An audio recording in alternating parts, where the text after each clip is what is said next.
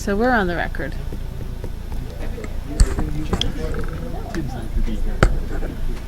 Oh, he's not? Okay. Just in the text me, I assume you were... Oh, it probably just flashed on my phone. Good evening, everyone. It's a regularly scheduled meeting of the Montclair Planning Board. Notice of this meeting is posted in the lobby of this building and also published in the local papers. We are being broadcast live on Channel 34 and streamed live on montclair.peg.tv. This meeting is a quasi-judicial proceeding, meaning that we have powers and have procedures that resemble a court of law. We are obligated to objectively determine facts and draw conclusions from them in order to provide a basis for official action. Any questions, comments must be limited to issues that the board may legally consider in reaching a decision, and decorum appropriate for a judicial hearing must be maintained at all times. First thing on our agenda this evening is our roll call. Chair Wynn? I'm here. Vice Chair Brodock? Here. Mr. Schwartz is excused. Mr. Cook? Yeah. Councillor Schlager is excused. Ms. Willis is excused. Mr. Rooney? Here. Mr. Inwali? Here. Ms. Lockman? Here. And Mr. Barr and Mr. Gilmer are excused. We have John Chaco here tonight as Joe Viewich is on vacation. Here. Okay. We have minutes from our July 8th meeting. And I've received comments from Ms. Lockman and Vice Chair Brodock. And Tony, I got your comment that you did vote in favor. I had a late wave. Okay. Okay. So are there any other changes or corrections to the minutes? Okay, motion to approve? Second? Second. All in favor? Aye. Opposed? Abstentions? Okay. Mr. Cook, you're abstaining. Yeah. Resolutions. Adeline Master Property. We're going to take that off the agenda. I didn't get comments back from Mr. Kelly, so that'll be up on the 12th. Gar Venture, Montclair Bloom.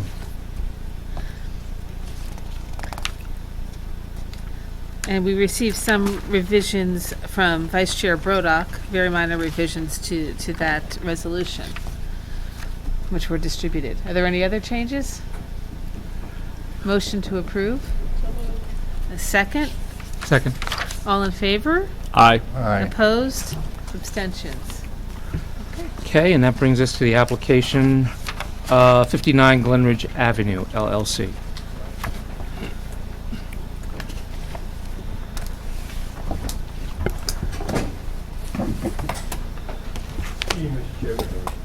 Good evening.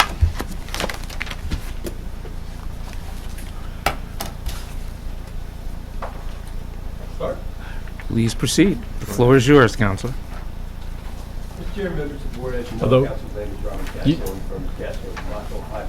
You may have to push Union that button Avenue in there. Belleville. Perfect. The applicant is before the board tonight in connection with proposed development and use of property, as you said, at 5961 Glenridge Ave. It's block 4210, lot 23 on the tax maps of the Township of Montclair. The property is currently a one-story building operated as a Domino's restaurant.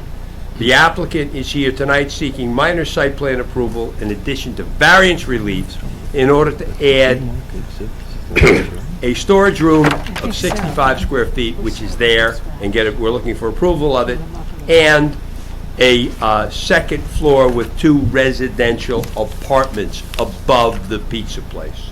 Now, this application was heard some time ago, but because so much time has gone by and so many changes have taken place, it appears before the Historical Commission, and I'm going to go through the whole case again.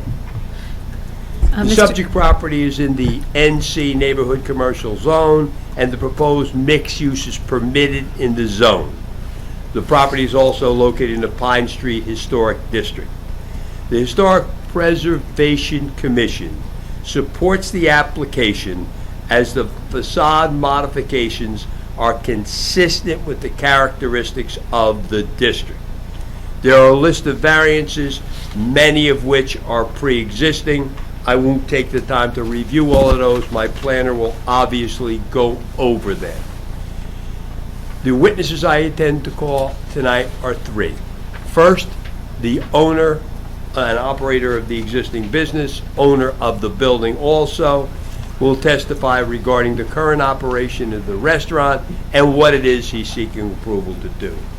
The architect, Corolla Rosas, will testify with regard to the proposed addition to the building and any alterations in detail, a lot of which are based upon recommendations to the Historic Preservation Commission. My final witness will be Mike Petrie, who will be serving both as an engineer and a planner. I'd like to call my first witness, Mr. Kokar. Mr. Gassion, I'd like to just, I've Review marked your the report. exhibits, and I'd like to read them into the record, okay?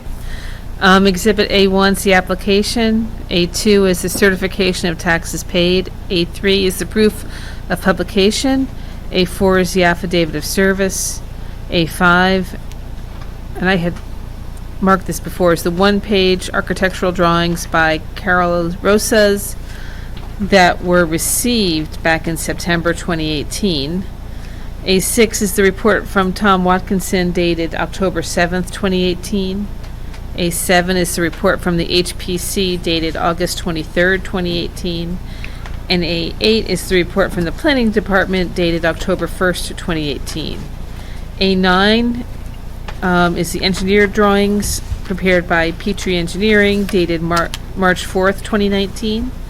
A10 are the architectural drawings revised by Carlos Rosas dated July 11th, 2019. A11 is the HPC report dated June 27th, 2019. A12 is the planning report dated July 15th, 2019. And A13 is the engineering report dated July 18th, 2019. And if you want a copy after this meeting, I can send you a copy tomorrow Copy of the exhibit list, yeah, of if the you would. exhibit list. I have all those exhibits, but the copy of your listing of them would be appreciated. Okay. And now, I'll call my first witness, Mr. Thank you. Kokar.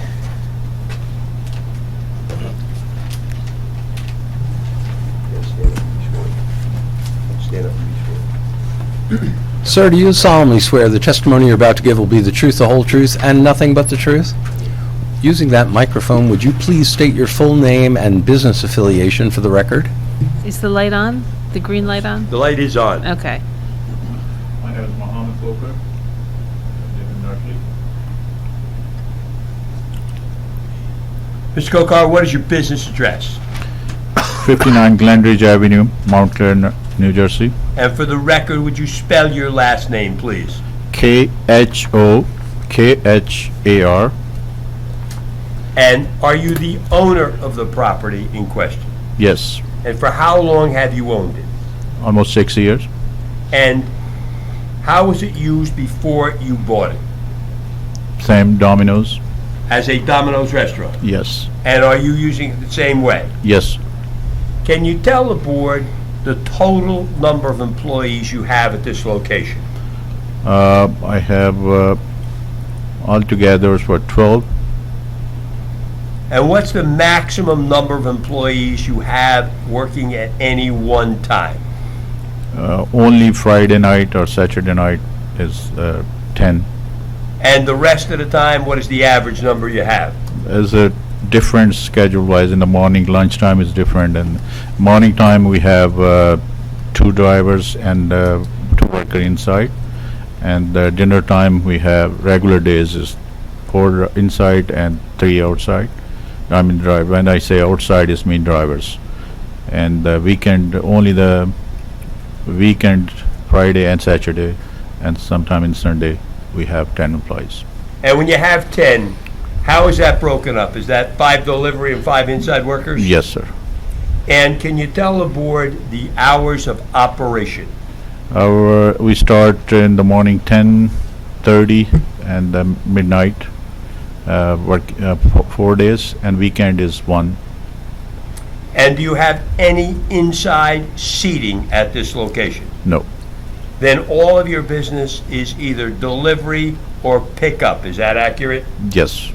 And your drivers, do they use a vehicle you own, or do they use their own cars? Their own cars. And can you review with the board the procedure you have for the pickup and delivery by your drivers? Pick up, the customer come in and they pick up, they order online, and the drivers, when they come in, we have a computer system, so they come in, dispatch in, and whatever the delivery ready, they pick up and they leave. Okay, just speak up a little bit more. Sure.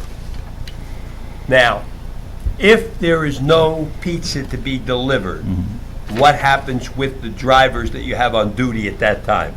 They start making boxes and preparing the small stuff.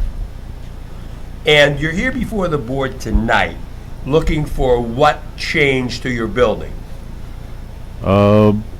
We need the storage room on the back side of the building. It was a little bit bigger than whatever the minimum requirement. And we also putting 2 apartments on top of that buildings, 1 bedroom in each. And those 2 apartments, again, they're both 1-bedroom apartments you're seeking. Yes. And if this application were to be approved, would you continue to own this building? Yes. And would you continue to operate this business at this location? Yes, sir.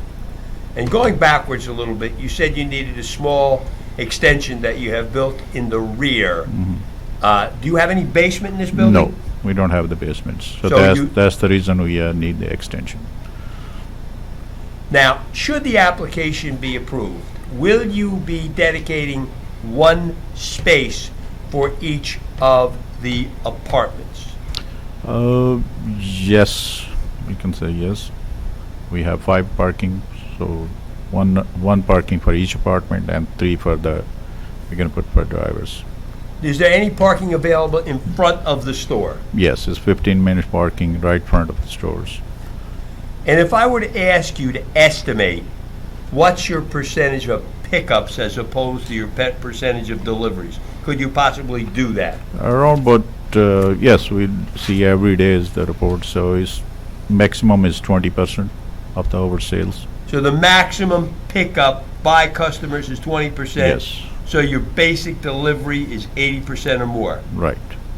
And do you have much business during the course of the day until you get to 5 o'clock? Roughly, I can say 10%. So the majority of the business is from 5 o'clock on? Yes, after 5 to 10. Mr. Chairman, I have no further questions to this witness. Questions from the board? Did you get a permit for that extension that was built? No. I didn't know that because I'm sorry, I didn't hear that, my apologies. Did he get a permit to build the extension in the back? No. No. We're seeking approval for that at That's- this that's- time. that's- How long has it been there, What? the extension? It's, I think at the end of the 17, we didn't know that we have to get the permit, so after that, you start this thing. We can't get a building permit, right? So a building permit would be required as well? This is in response to a violation. Yes. So he started construction, a violation was identified, and he was told he had to come and get site plan approval. So That's that's how this application came to this board. So another question, where do your employees park? If you At have back. 10 employees at one time, where do they currently park? The 10 employees, we have 5 drivers. The other employees, they don't have, we don't provide the parking for those employees. So because they park on the street Yes. somewhere around there? Yes. Most of them, they live around there, so they don't bring the cars. They don't drive? No. The kids like 18, 19, so they are in school. They work part-times. I counted 5 spots on that side of the street. And there's, 6-family house next door. There's multifamily houses down the block. There's not a whole lot of parking. But that's just a comment. Most of the buildings don't have the parking. Next door to me, back side of the building, I they saw don't have that. There's parking. some parking in the Only back. we have the parking. Is the parking in front, is it metered? Yes, it's 15 minutes parking. It's not a meter, it's just written Oh, on wait, there. okay.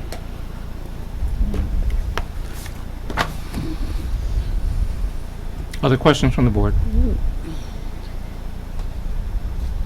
Any questions from the public of this witness?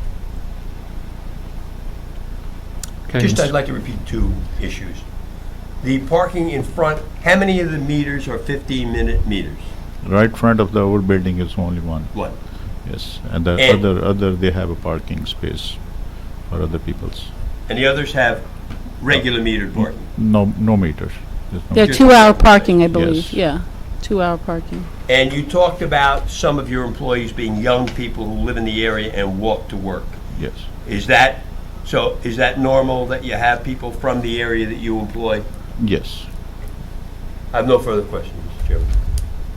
Any follow-up from the board? Anything from the public? Okay, Mr. Gassion, next witness. Thank you. Corolla? Thank you very much.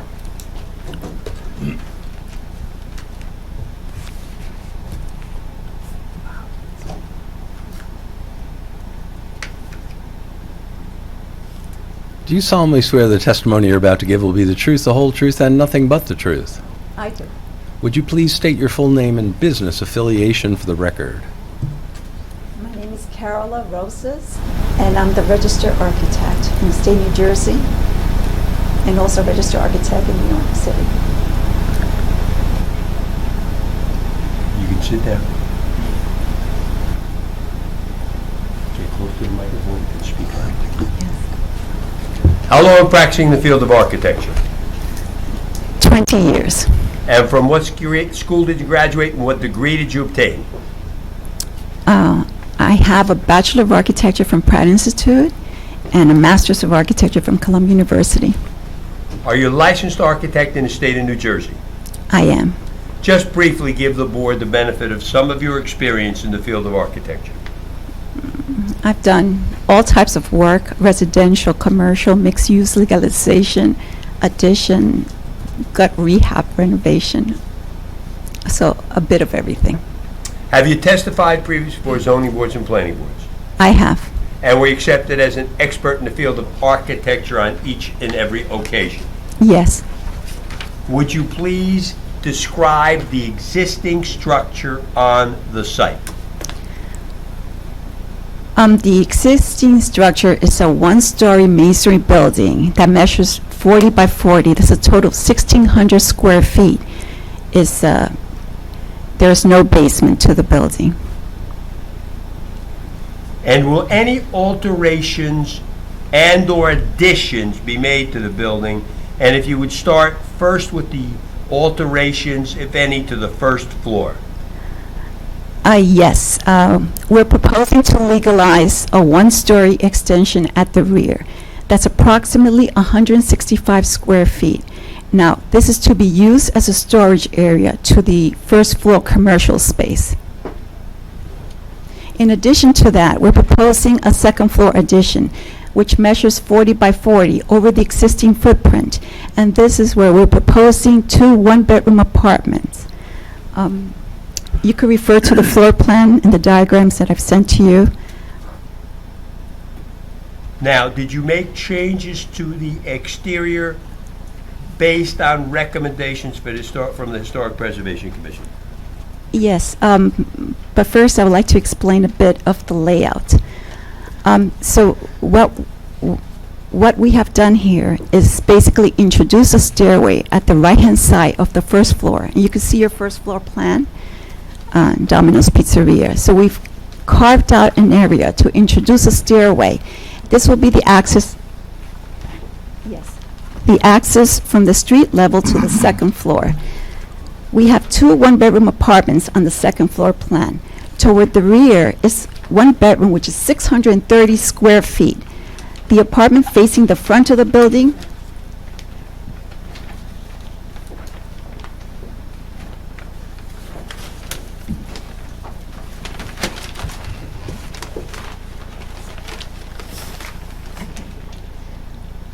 the first floor plan. This is a portion that we're going to legalize. The one-story extension, 165 square feet.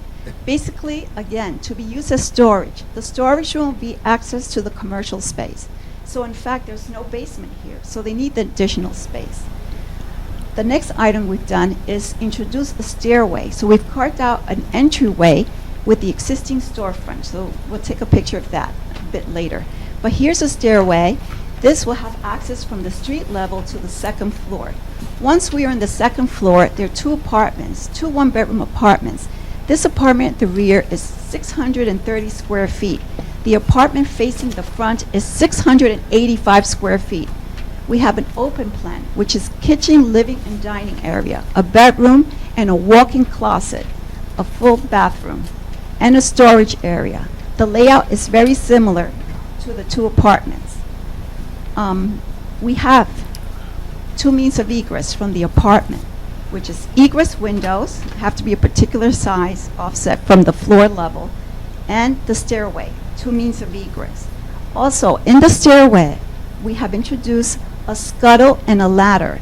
That's not to create a trap in the hallway. So if there's a fire on the first floor, you can run up to the roof. If there's a fire above, you can run to the street level. So in terms of fulfilling regulations of egress, we do comply. Okay. Just one last thing, again, Yes. the changes that were made based on recommendations to the exterior by the Historic Preservation Commission. Yes, I would like to show you the second sheet, okay?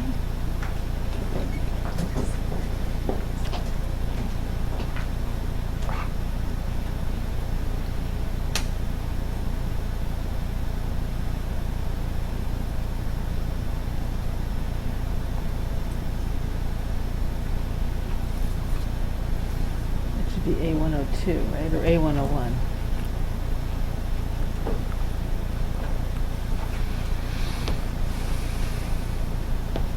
It might be on the Chrome.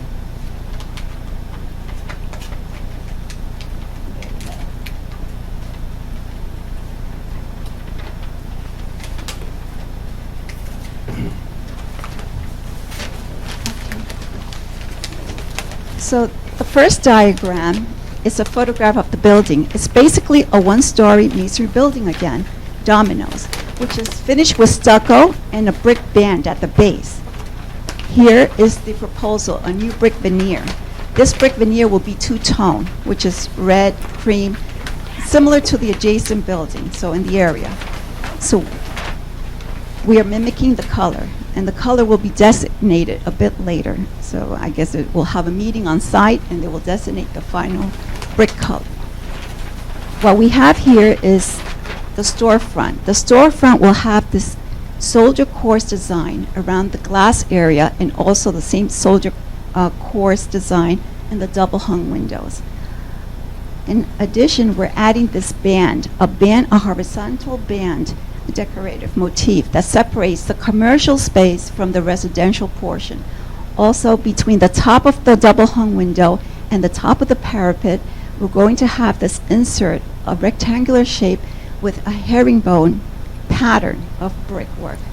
And the last thing I want to point out is the returns in the corner. We're projecting 2 feet beyond the side facade, so that way it seems like the facade is integrated with the building, not just an add-on in the front. The window type will be aluminum, and all aluminum, in fact, and same color, bronze color.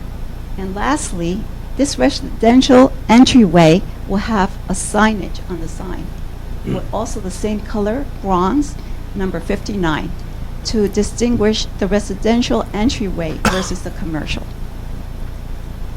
I have no further questions to this witness, Mr. Chairman. Before we just go on, Ms. Rosas, you've been testifying from exhibits that have been shown on a screen.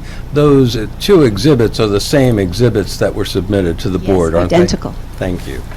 Mr. Gassion, you want us to accept your witness's testimony as expert? I'm sorry. You want us to accept your witness's testimony as expert in field of architecture? I'm sorry.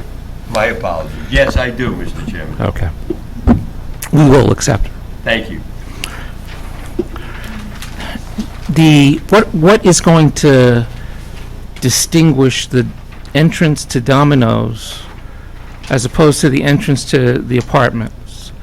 So the picture, the depiction that's on the drawings that we're looking at, the doors look identical, and, you know, if it's, I'm just wondering why another layout of the doors wasn't considered.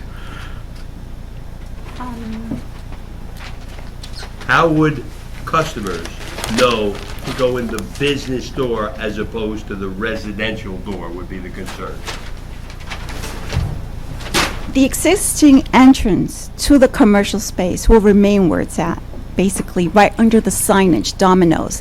And that's where most of the counter is. So in fact, you will be able to distinguish the difference between commercial entryway and residential.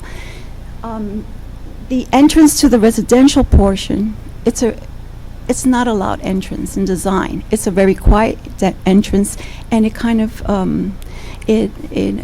complements the existing design. Is the door the same as the door to the entry to the Well, restaurant? it'll be of the same material. So Of the it's same glass? material. It's glass door? Glass door with aluminum material, same color. And these were the requirements from the historic preservation.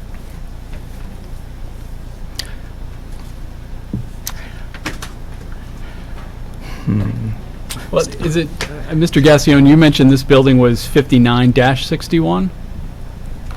Sorry? I'm sure, is it the same address? I'll ask it a different way. Is it the same address for both the business and the residential? It will be. Yes. I think that leads to a lot of the confusion here. Okay.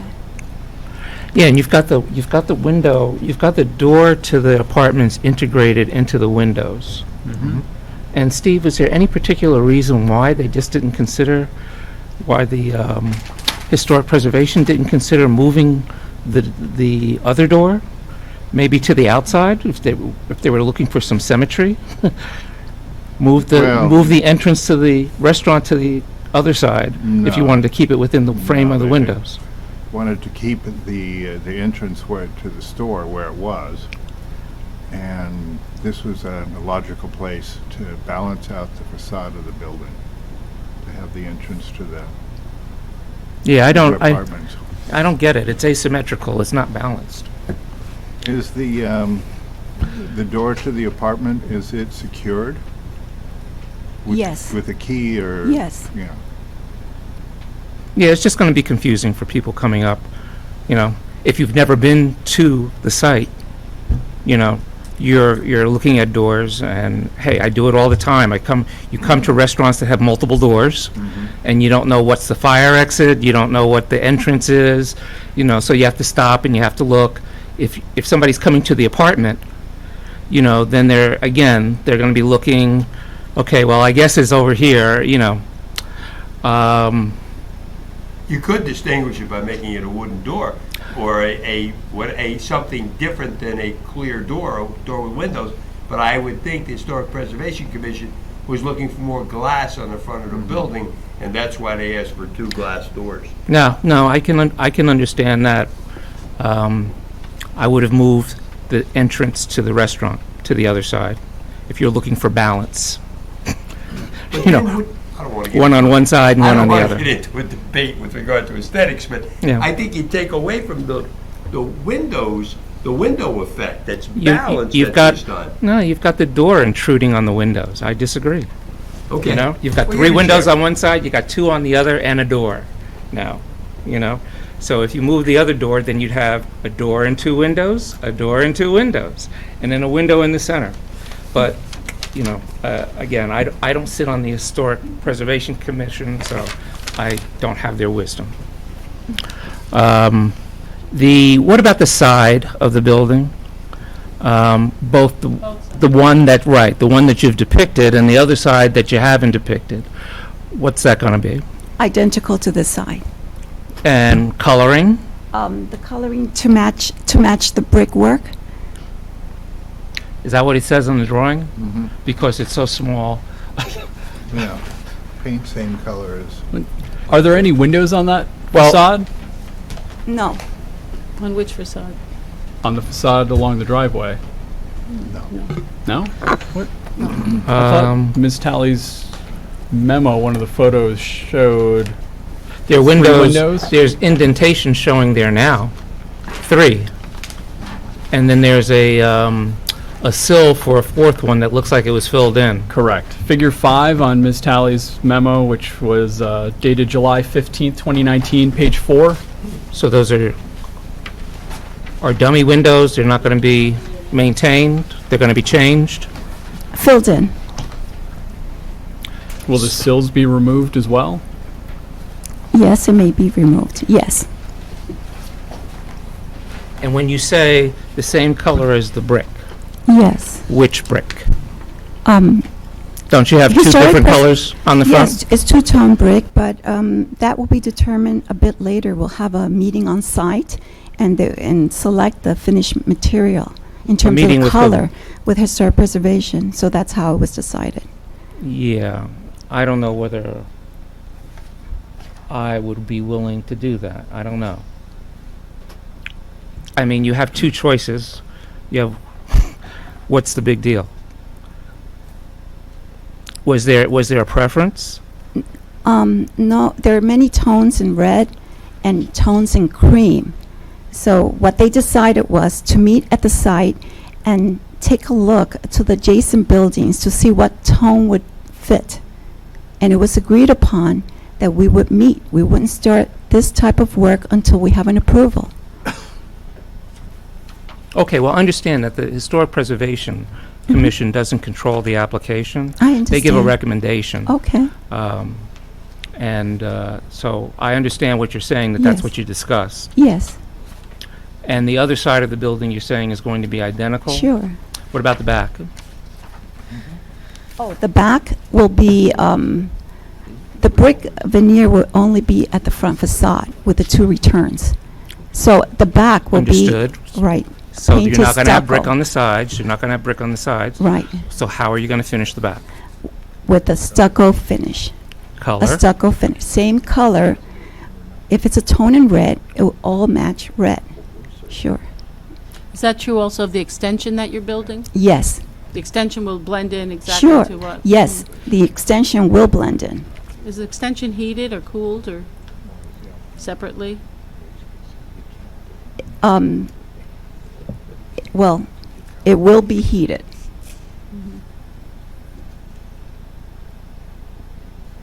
So, when I went to look at the site, Mhm. does the new floor that you're proposing, will that cover the window that's on the building to the west?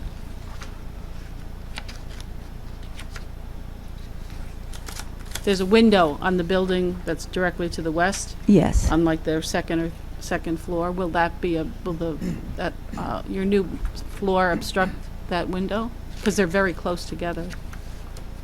Well, we're going to build over the existing footprint. I guess what I'm asking is how high is it? Will it obstruct that window? You don't know? You don't know because Just for the record, that window is not a legal window. the window on the house next door? Yeah, because it's on the property line. It's a lot Oh. line window. So, It's, you're not, legally, You you, have to take it away. you can't expect that window, that the property next door won't build to the property line, so you can't expect to keep that window as a window. We've run into that before. okay, so it's not an issue then. No, Excuse me? It's not an issue. no. Right. They have the right to build if there's to the property line. I'd like to make a comment, may I? I think this is an unbelievably good job of taking a medium to poor quality building and really fitting it into the neighborhood. I think it's awesome. I think it's really good, the brickwork and everything. So especially in that neighborhood, having the road around the corner, I think this is great. Thank you. On the shed or the storage area, what's the material for the siding?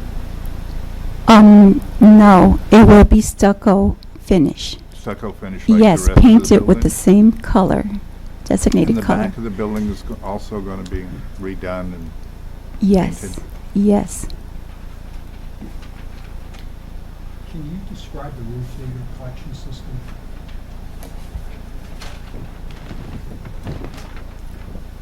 It might be the engineer.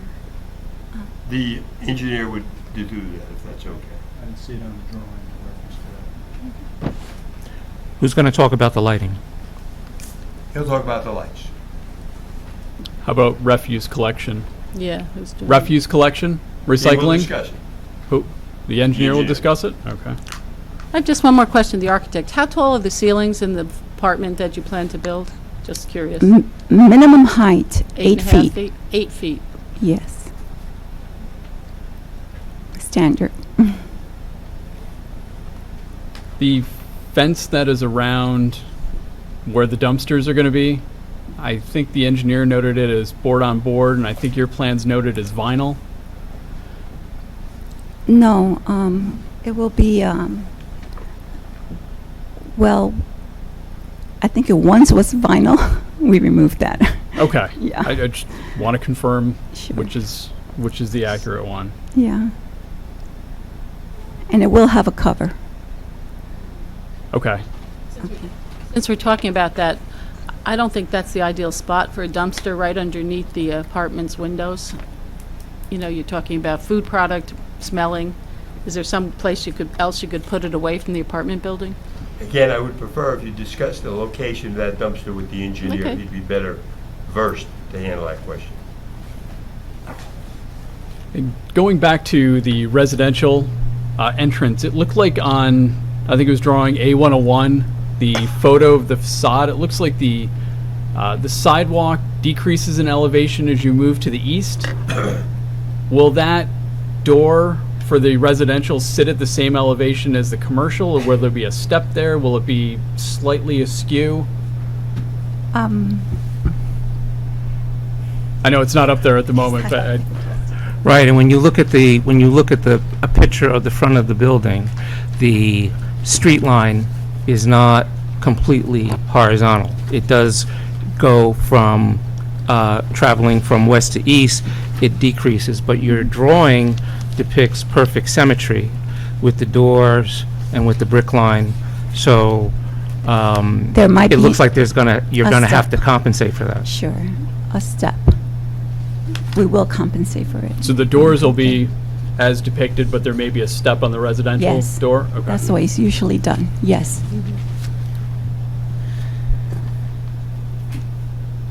Any other questions from the board?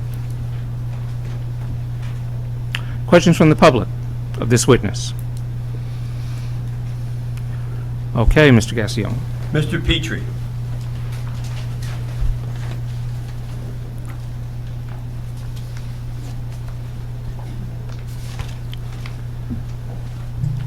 Sir, do you solemnly swear the testimony you're about to give will be the truth, the whole truth, and nothing but the truth? I do. Please state your full name and business affiliation for the record.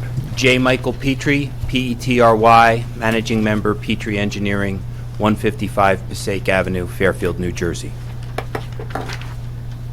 Mr. Petrie, are you a licensed engineer in the state of New Jersey? I am. And for how long have you been a licensed engineer? I've been licensed in New Jersey since 1992. From what school did you graduate and what degree did you obtain? New Jersey Institute of Technology. I have a bachelor's degree in architecture, which I obtained in 1984. You're also a licensed planner of the state of New Jersey? I am by virtue of examination. And have you testified previously before zoning boards and planning boards? Yes. We accept that as an expert in the field of engineering and planning on each and every occasion. Yes. Mr. Chairman, I submit that Mr. Petrie is qualified in the field of engineering and planning. I don't know whether we'll accept him this time. Thank you, Mr. Chairman. Make my night short. No, of course we will. Thank you. Mr. Petrie, would you please review the existing conditions? Certainly, and I'm gonna refer to the exhibits.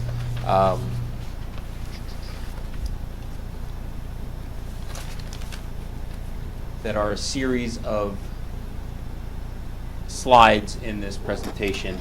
The initial slide is the aerial photo with the tax map and zoning. What we've done is we've taken what's on our title sheet and we've superimposed it all into one sheet and put it on the display here. So this shows not only the tax map information with regards to the sizes and the surrounding properties, but it also shows the zoning overlaid on that, and it shows all of the street names per your tax maps, some of which are upside down because the tax maps turned. So, Mr. Petrie, is this, I think I should mark this as an exhibit since it differs from what you submitted. Okay? So this will be A14. And we'll call it aerial photo with tax map and zoning. Okay, do you have a series of different slides, or is this the only slide I that's have different? a total of 5 slides. Can we make all 5 slides A14? Why, certainly. And if you could just leave them on my computer, that way I can I'll copy save them them and down put when them- we're finished. Okay, How's thank that? you. However, it's not clear to me, are the next 4 slides identical to what you've submitted to the board? The remainder of the slides are probably colored versions of what's been submitted to the board, as well as a series of photographs that were taken under my supervision. So this sheet contains information that's on our title sheet.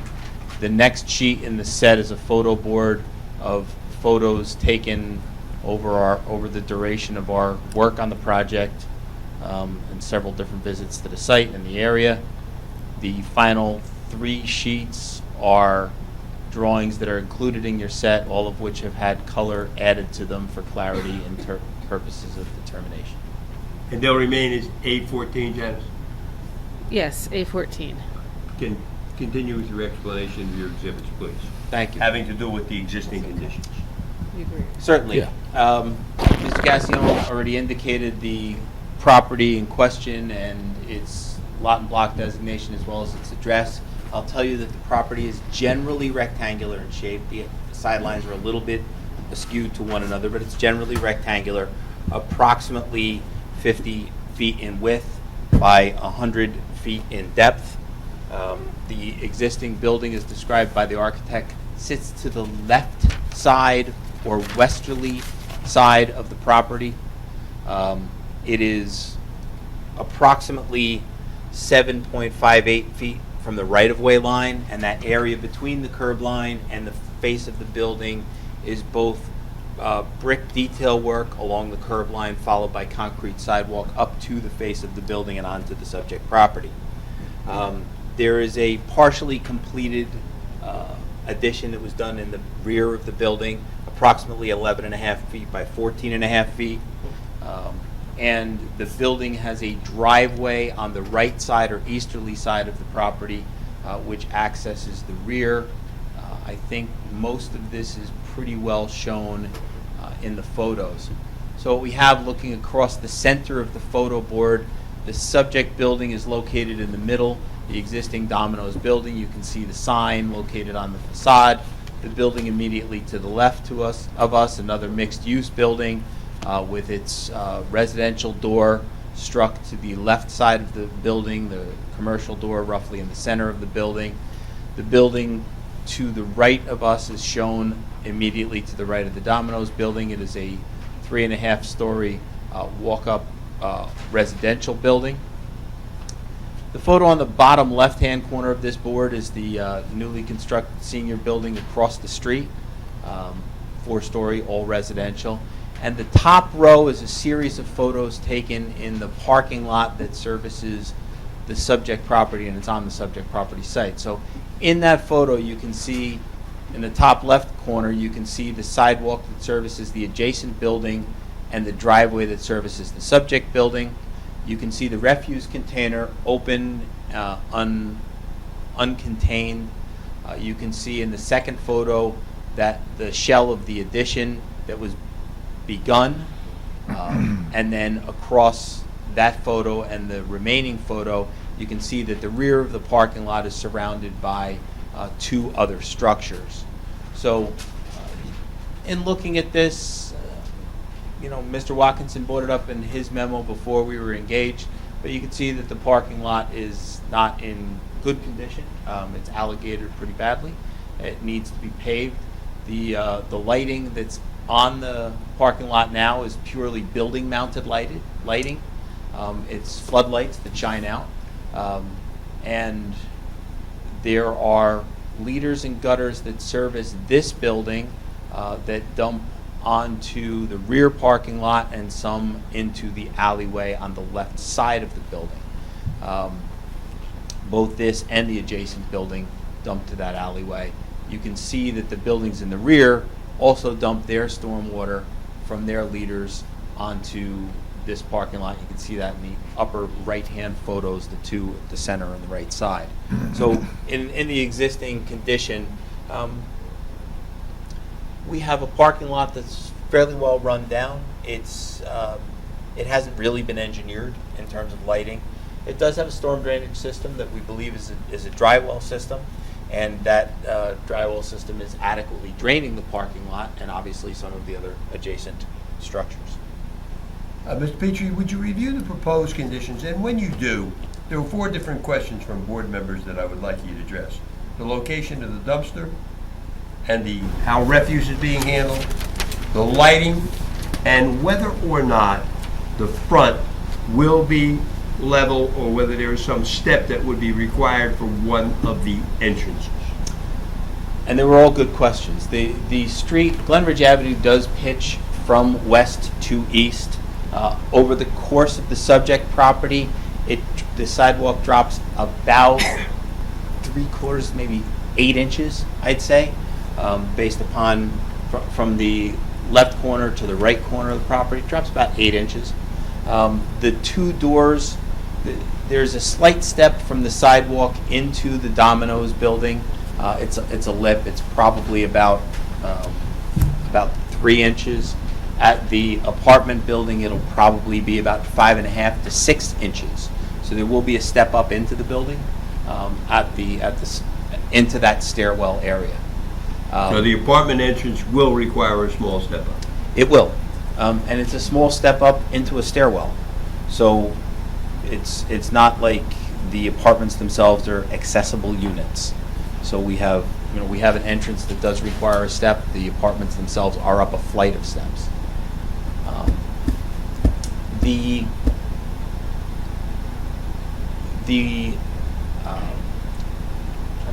The refuse area we kept it where it's located today. Why? Because it doesn't bother anybody where it is today, I guess. But that was a great question. What about the new people that are going to have a window above it? And I think that in its current location, while it is located pretty close to the storage area of that unit, I think that we could probably find another place where it could function and live maybe happily ever after. The buildings in the rear here don't have windows in them, and we may be able to relocate this dumpster into this area in the rear, while still maintaining some of the suggestions of your board engineering and planner, who indicated that that would be a great place to pick up additional pervious area. So I think that we can accommodate a relocation of that, and I think it could work in a separate location. Ultimately, the drainage patterns are interrupted, and Mr. Gassion, there was one more question. I know you went through all of them, but I'm slipping. I can't remember the third one. Lighting. I'll get to that in a moment. What we're looking at here is in essence maintaining the existing pavement pattern, drainage patterns, and the amount of pavement. Although we did take out a small area in the rear where we can have our parking head into an area and provide some landscaping along that rear fence line. There was a recommendation that the area where the parking stops in this corner where we show crosshatched be eliminated, and that accommodate additional landscaping. I think with the relocation of the refuse area, there will still be area left that we can do that with. And I think it's a good suggestion, and I think we can incorporate that.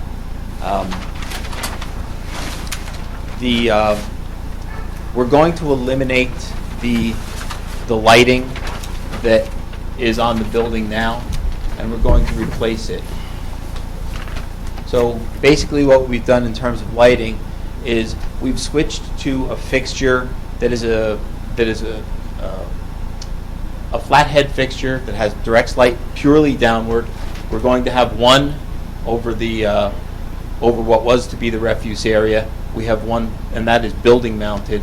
There's one that is pole mounted, and there's a third light in here that's a bollard light over by those 2 parking spaces that will likely be designated for the residents. So when the residents come in, there's a bollard light that will flank those 2 spaces in the center so that those spaces remain lit.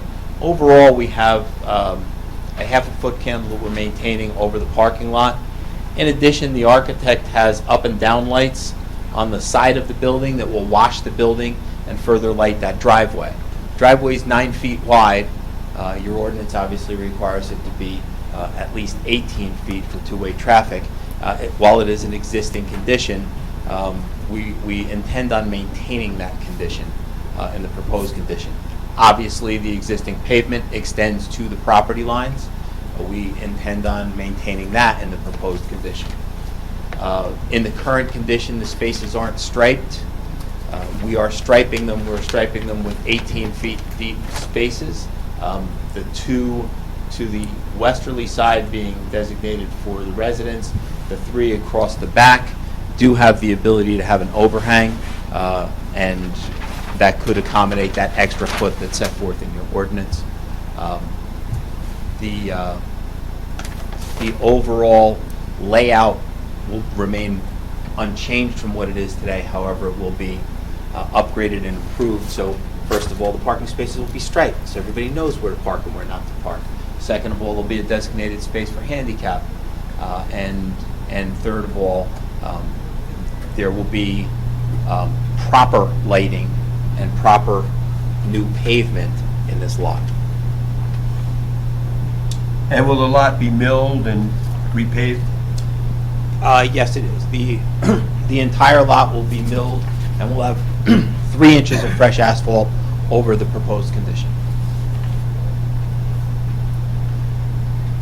I think the one thing that I found that I took away from this application when I started it, when we started to look at the site itself and the building itself, and the comments from historic preservation, was the fact that this building was called, the word they used was intrusive, because it doesn't blend with the neighborhood.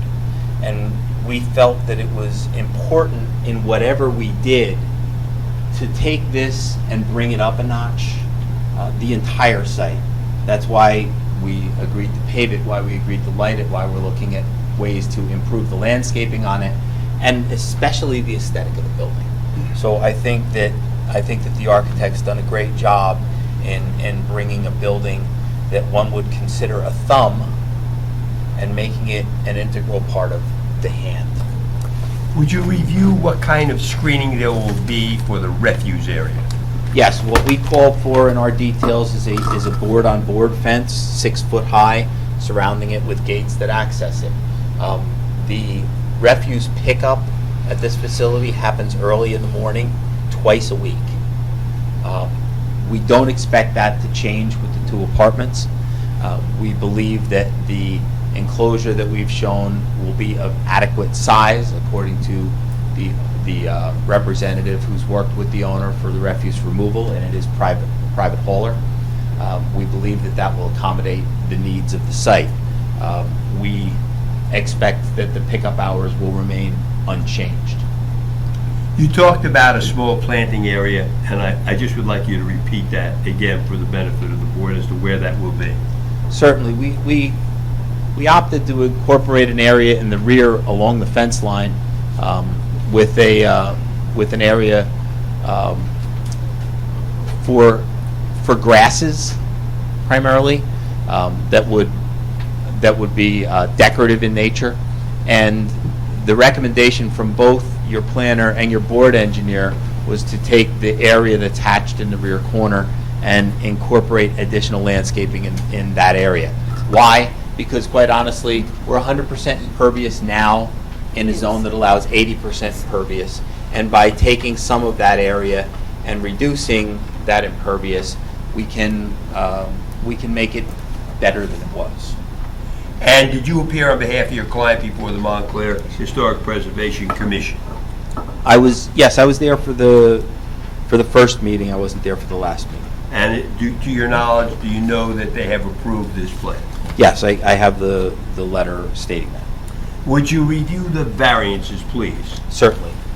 The existing property includes several nonconformities. I think I've mentioned most of them, but for purposes of variance presentation, let's make a list. There is no on-site loading today, and we are required to have one. We're not proposing one. The existing driveway access is only 9 feet wide and should be at least double that to accommodate two-way traffic. Again, we are not changing that. We have a building there. The existing parking lot is not set back 4 feet from the property lines. We are not changing that either. The stalls are not striped, but clearly if they were striped, they wouldn't meet the standard stall sizes and backup distances contained within your ordinance. And finally, the site is 100% impervious today, and the zone is limited to 80%. Our proposed improvements will increase the parking requirement to what I believe is 12 spaces. Ms. Talley indicated 13. I'll add before I round, 8.015 and 3.6 give me a total of 11.615. I round that to 12. I think Ms. Talley rounded it, each of them before. But I think if you apply, well, I come up with 12, she comes up with 13. We have 5. Can I ask you a question, how you calculate the parking? Yes, the parking is based upon the 200 square foot standard for the commercial space, and RSIS dictates the parking stalls for the one-bedroom apartments is 1.8 stalls per apartment. Yes. So we come up with 3.6 for the 2 apartments and 8.015 for the commercial space for a total of 11.615 or 12. We rounded it up to. If you round them individually, it's 13.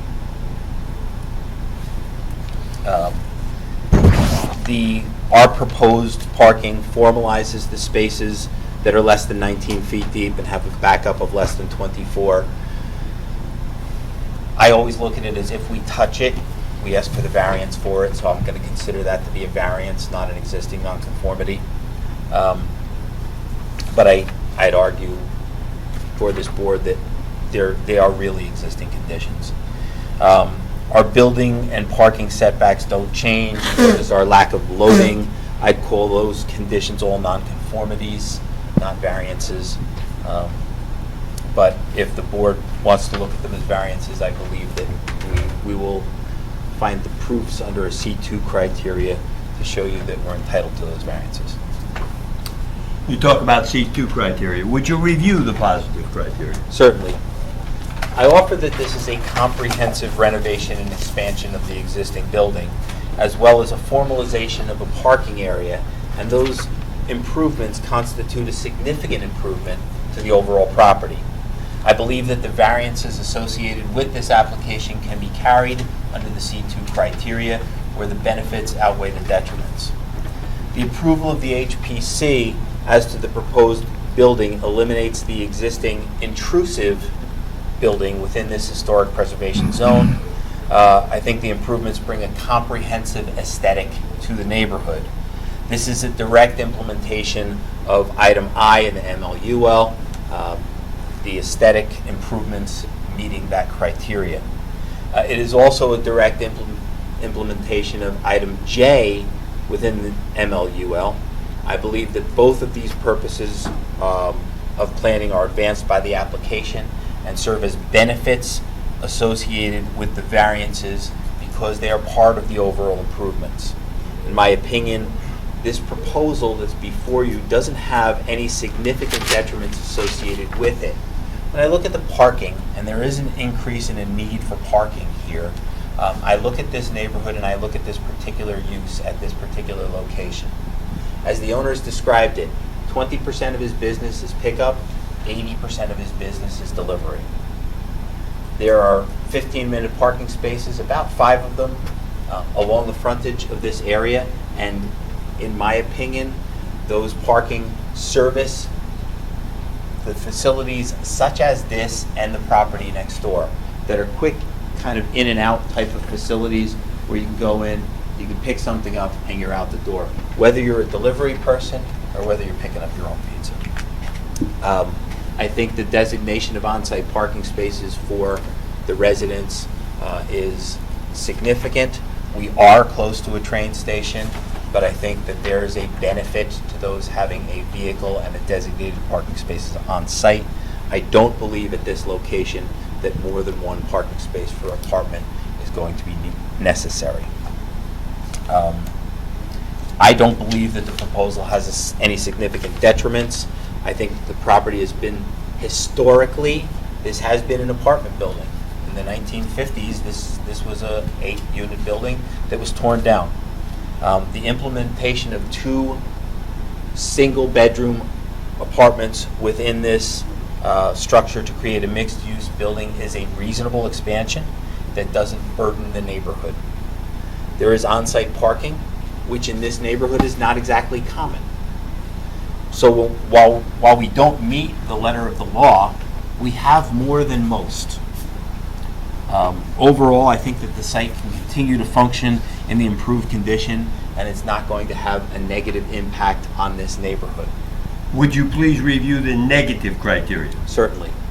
With regards to the negative criteria, I offer that the positive criteria offer is a direct benefit to the public good under items I and J. So when I turn to the negative criteria and I say we're improving the public good by the positive criteria, and I look to the negative criteria for substantial detriment, and quite honestly, to the public good, I don't see any. What we're doing is we're taking a building that's out of place, we're creating a new facade that is in place in keeping with this neighborhood. We have on-site parking, better than most, and we have a use that's appropriate for that type of parking, that's quick turnover, where parking is necessary. It's not long-term. There's no seating. There's no sit-down in this facility. So I believe that from the public good perspective, the negative criteria is met. As for the zone plan and zoning ordinance, I believe that we're bringing the property on a whole closer to conformance with the global plan of that zone plan. First, we're upgrading this intrusive building and making it fit into this zone. Not just fit into this zone, but fit into this neighborhood and the style and character of the buildings that are here. Second, we're upgrading a deteriorated parking lot. We're formalizing that parking lot. We're properly lighting that parking lot. We're incorporating landscaping into that parking lot. While we do have some leftover existing nonconformities, we're really only creating 1, maybe 2 new variances here with regards to the facility, and that is we're increasing the number of required parking spaces from 9 to 12. And we're formalizing the striping for these spaces that are currently undersized. So based upon that, I don't believe that there's a substantial impairment to the zone plan and zoning ordinance associated with improvements that are proposed here or the variances that are requested, or for that matter, the existing nonconformities that will remain regardless of the outcome of this application. Have you had an opportunity to review the engineering memo? Yes, I have. And do you have any comments with regard to that? Yes, I'll go through them by number if it's easier. Item number 1, I believe that we've provided appropriate testimony in support of the variances. Item number 2, we have no objection to the removal of the pavement in the rear corner. We believe that perhaps the relocation of the refuse area to that location may be appropriate, and that by relocating the refuse area to that location, we would still be able to incorporate a good deal of landscaping within that existing pavement, which would reduce the impervious coverage variance. Item number 3, the route. This is a relatively flat parking lot. We have half-foot contours here. The route from the rear parking lot to the front door does meet the criteria for accessible standards. I can testify to that on the record. Item number 4, again, I believe we've provided appropriate testimony for the variances. Same for item number 5. Item number 6 refers to the pavement improvements, and I believe our plans already call for these requested improvements. Item number 7, we've talked about refuse collection, and the times are not going to change. Item number 8, I believe the architect indicated in her testimony that we can add a roof to the refuse area. I can tell you that if we were to relocate that to the area in the rear, in the northwest corner of the parking lot where that hatched area is, we could still accommodate a roof over this refuse area. Item number 9, I just want to go back to the photos for a second because I think it's kind of significant. When we look at the buildings in the back here, we're talking about buildings that have no windows associated with them. And while I understand that our lights don't have shields on them, and they make shields for them, we put them on if you want, but I don't really feel the need in this instance to shield them because the adjacent buildings don't have windows. So I would offer that if the board insists on us shielding them and keeping the light from hitting their buildings, we can do that, but I don't see a benefit there. And item number 10, we agree that there's no effect on stormwater runoff, and we agree that any damages caused by improper drainage shall be repaired by the owner, and we will add a note to that effect to our plans. I have a question about the lighting, since you were talking about it. So the building to the right there has quite a number of windows on the side that faces the driveway to the Domino's building. This building. Yeah, so what kind of, doesn't the lighting affect, you didn't mention that building as having windows that could be affected by your lighting plan. Yes, the lights, that building, go back to,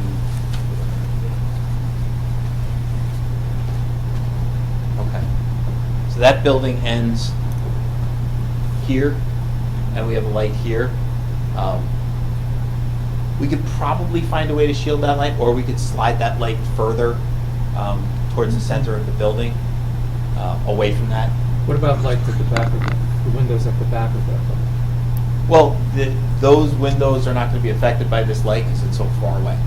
They'll still be able to see the light source though, right? Out the window? The first floor will, the second floor will be above it. So you need to shield You the shield light them, source. yeah. Also, Well, these are shoebox type fixtures. As I said, they shine light down. I'm not going to say that they're not going to see the glow, but Well, the glow is one thing, the source is another. So you're Right. saying that they won't see the source. these are shoebox fixtures. So they're the type of fixture that it is.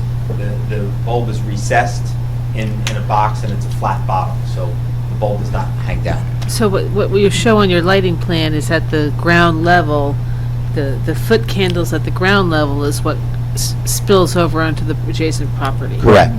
It's not visible from the up, from standing up or from higher elevations. Correct. And we're sympathetic to this ourselves because we're going to have residents in our building, which is why the lights are only 12 feet high. We've kept them down to what will be considered the lowest parking lot light level. I thought you said that you were going to have some lighting on the side of your building. Yeah, the Because driveway. the driveway, because those lights would shine on the building next door. The lights that are on the side of the building are what we call building washer lights. The architect has them on her plans. So they're a concealed source light, usually somewhat tubular in shape, and they shine down and they shine up on the building to wash the building. And that light provides light to the driveway. The So part that it's shines nice up seems to be an aesthetic feature rather than a functional feature. Why don't you have lights that just shine down that wouldn't interfere with the building next door? We can certainly do that.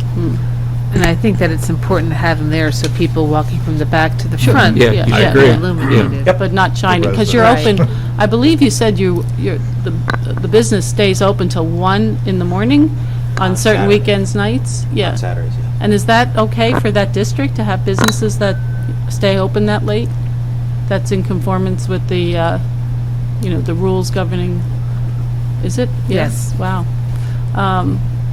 Okay. Can I keep going? I had another question. Sure. Keep going. I might as well, right? Here all night. Fencing.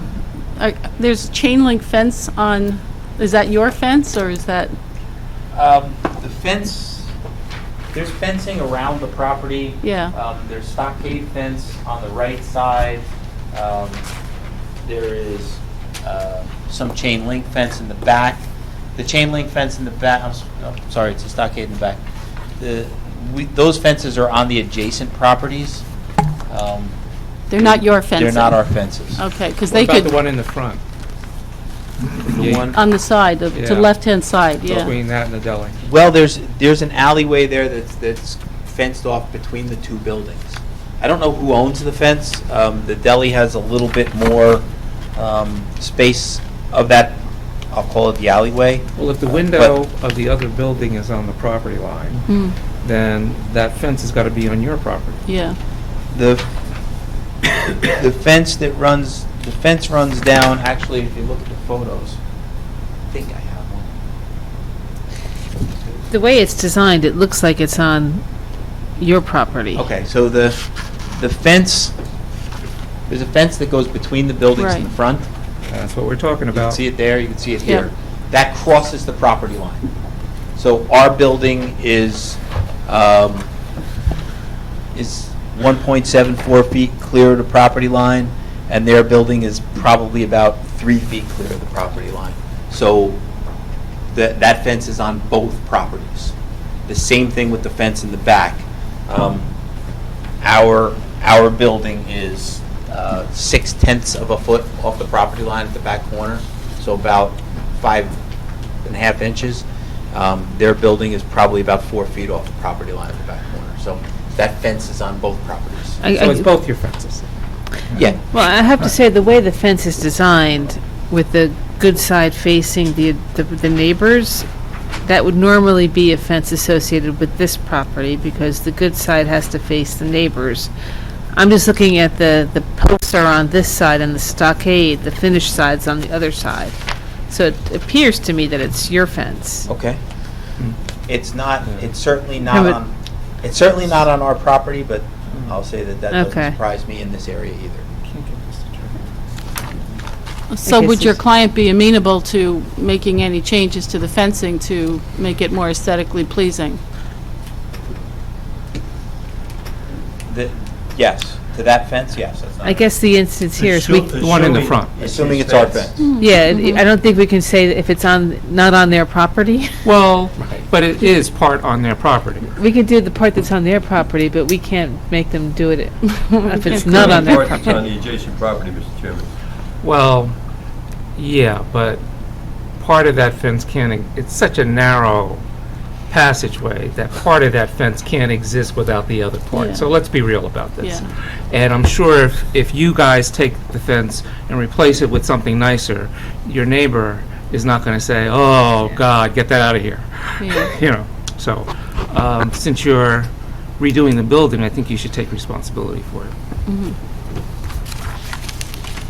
We'll accept that responsibility.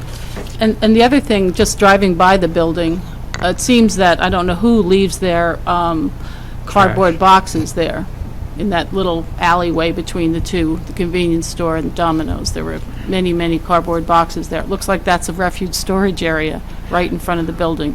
So you might think about repositioning the gate so that it doesn't encourage that. Yeah. you know. Okay. That's So what it shows on Just to Google Maps. continue, I can't see the reason for putting a little strip of grass in the back by a brick wall.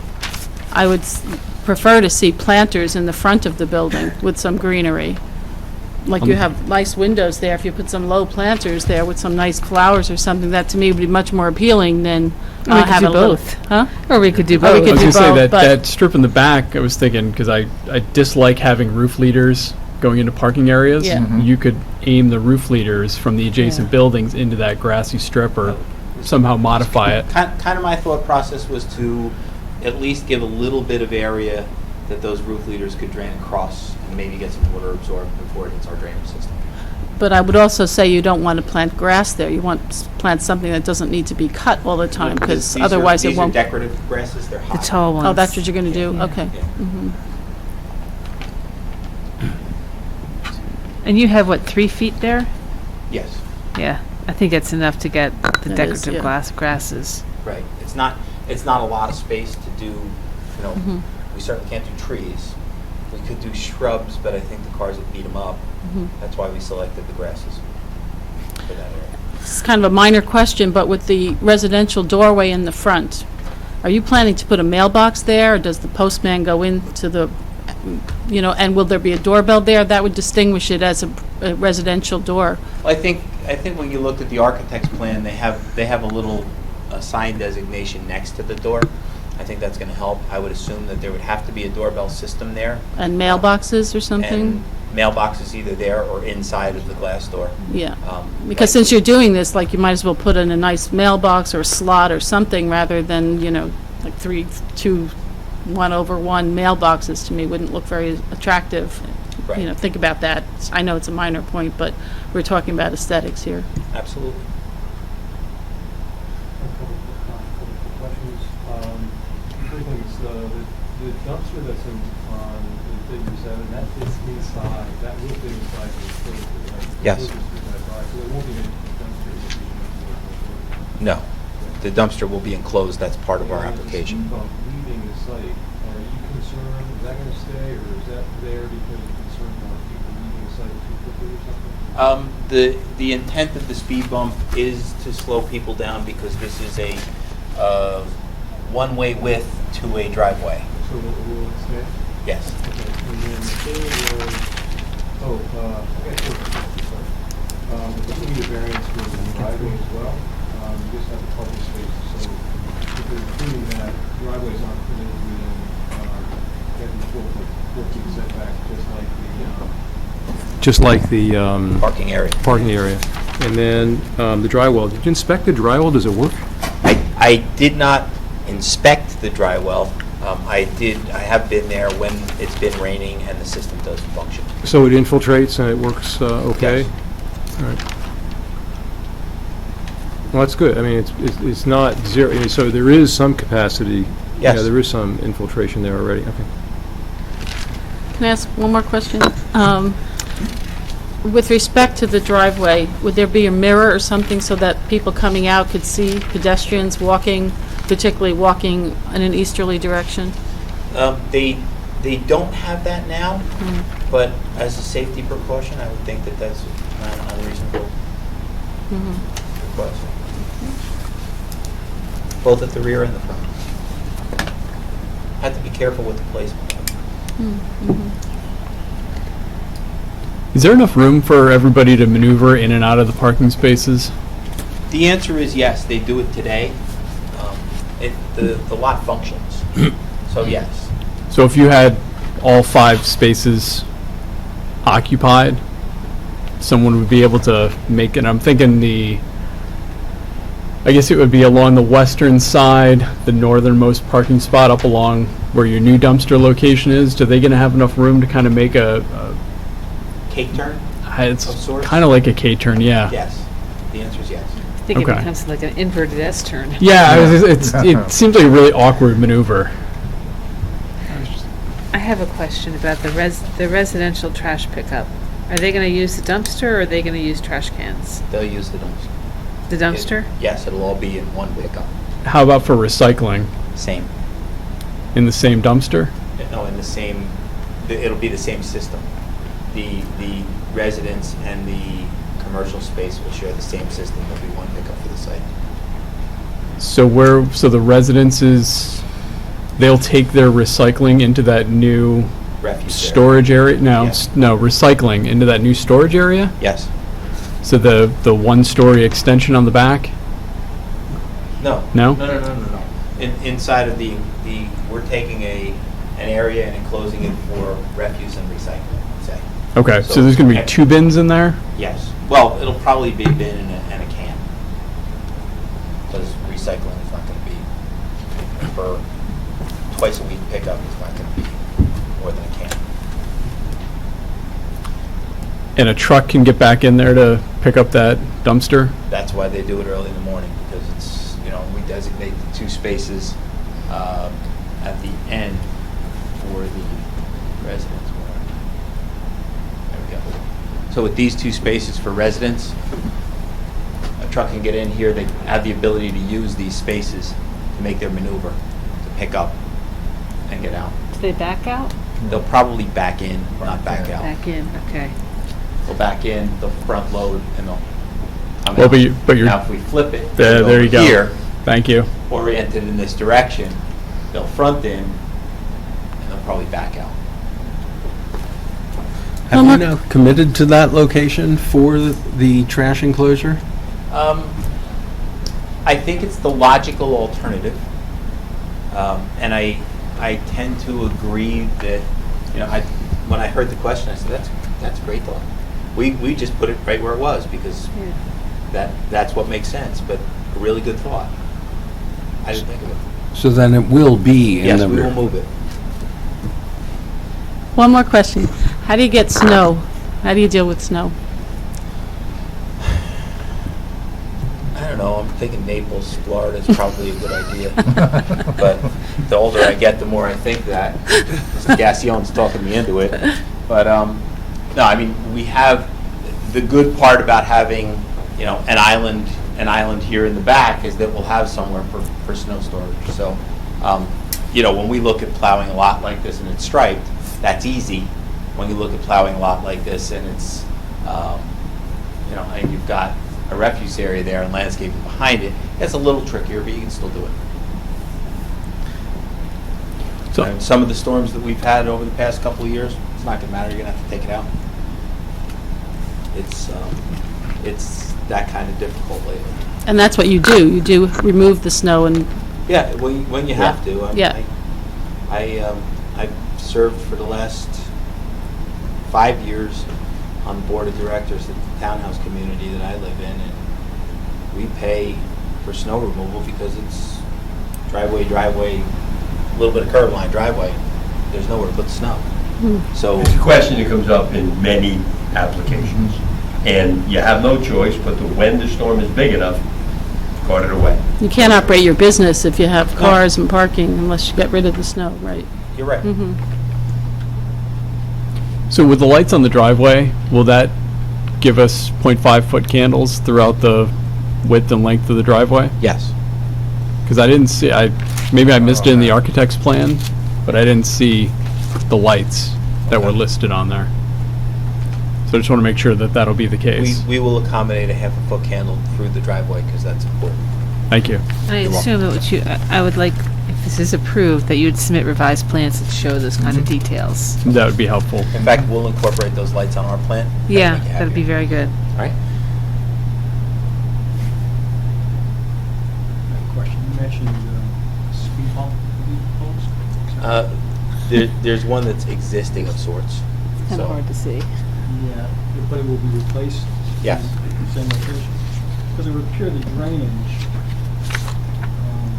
and the water's draining from the back of the block towards Glenridge Avenue. Right. Would that not track in front of that trench drain? There's a trench drain here in the back, and there's another here in the front. This trench drain is actually functioning well. This, I think, is almost covered at this point, but this trench drain is picking up all of this drainage coming from the back of the building, which is where most of the roof leaders go as well. This driveway drains towards the front. Yeah, well, that's what I'm referring to, really the driveway. There's a hump in about here. That's what we're talking about. No, there's a hump closer to the street. I thought it was, There's another hump out here, but there's a hump in the back and a hump in the front. A little bit of a rise in the back, more pronounced in the front. So what's the trench drain in the front? What's it draining?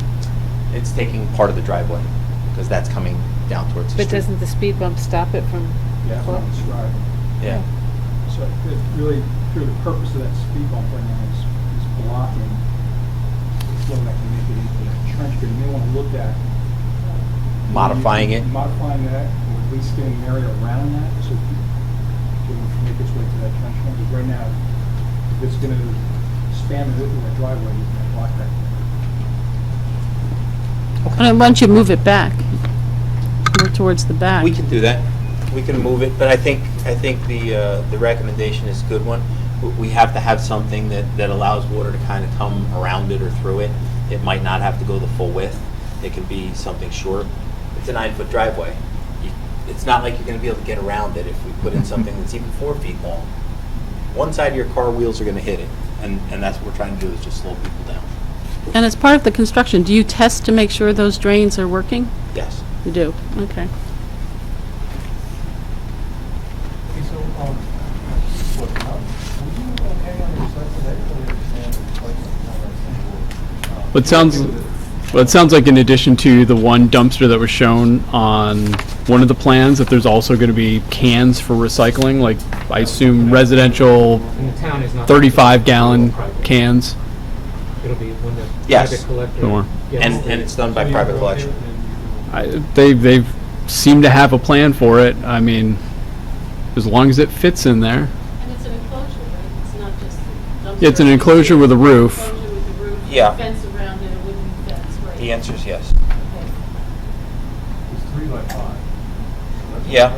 Well, if we're going to make it freestanding and put a roof on it, that size may increase a little bit, because now we have to have columns to hold up the roof.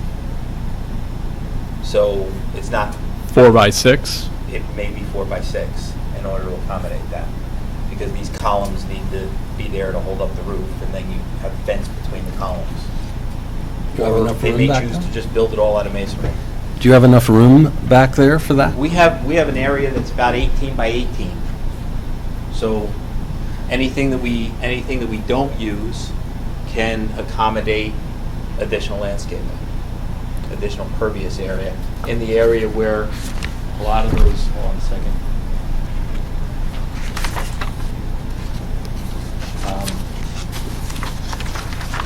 You can see in this back corner, there are roof leaders coming off the adjacent building. They come right into that area. There are roof leaders coming off of this building right into this area. So our hope is that we can get some of that to go across pervious area before it hits our impervious area. I think you need to. Well, I think it's a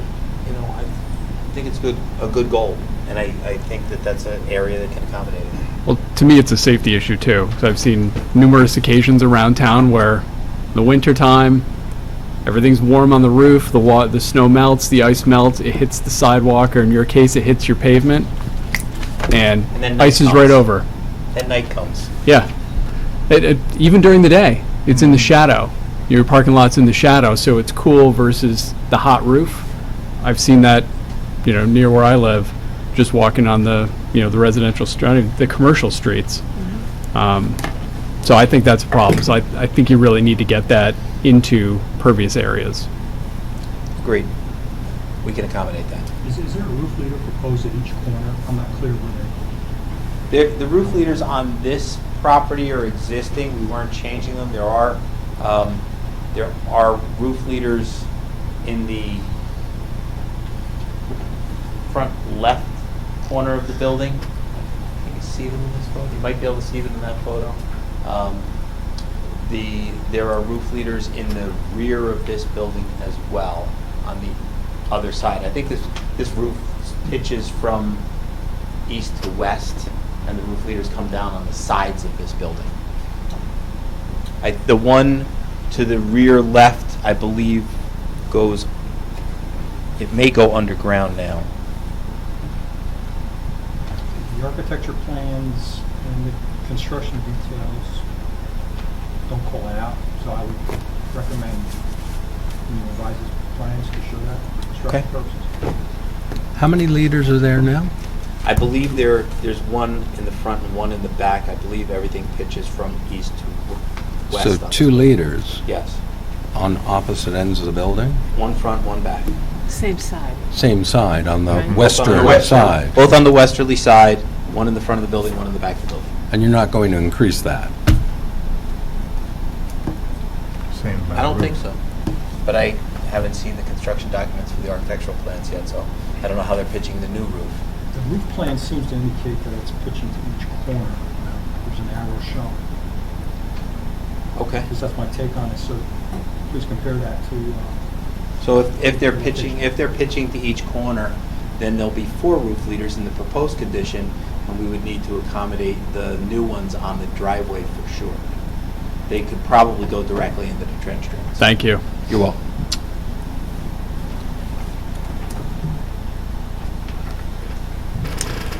Any other questions? I just have, I'm sorry. My apologies. I had one more question. Any comment with regard to the planners report? Yes, again, I'll do it by item number under planning considerations, page 8 of the report. Item 1 is a statement. I don't believe there's a response necessary. Item 2, we've already talked about, I think, at length, and we agreed to the removal of that asphalt. Item number 3, again, we have no objection. We stipulated we would incorporate that. Item number 4, I believe, is a stipulation for the owner and attorney. I try not to get involved in money. Item number 5, we believe that this testimony has been provided. And item number 6 is a statement, and there's no response required. I have no further questions from my witness. Any further questions from the board? I just have one additional question. Can you clarify just further discussion on the ADA accessibility location that's chosen? Is it possible to get that closer to the rear building? Is it possible to get the parking space closer to the rear of the building? I'm sorry, we'll go down 2 more sheets. So we have the ADA parking space located here, the loading area here, and from here you can get to the front of the building in an accessible route, something that meets the grades and doesn't require somebody of superhuman powers in a wheelchair. The answer is we could certainly accommodate a handicap space at the end. I think that's the only one that would be closer.